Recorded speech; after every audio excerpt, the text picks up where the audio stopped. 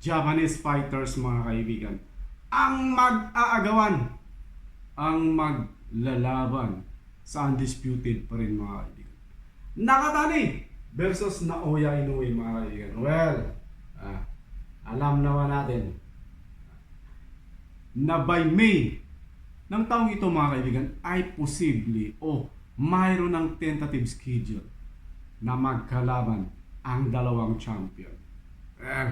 Dito natin makikita ang galing ng dalawang boxer. Of course, Naoya Inoue, the monster mga kaibigan.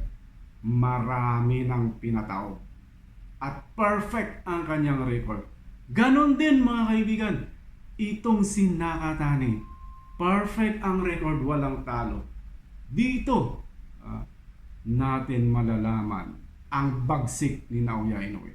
Sa kanyang latest fight mga kaibigan against Picasso, marami siyang patama pero hindi na knockout si Picasso mga kaibigan.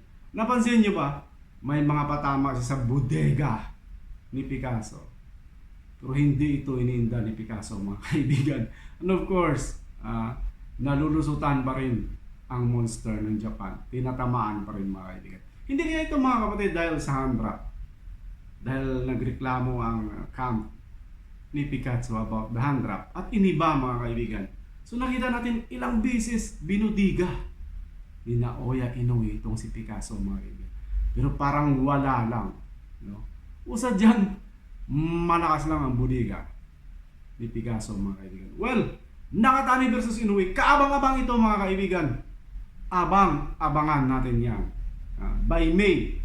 So, abangan natin ng update. And of course, thank you so much for watching our video. Bye-bye.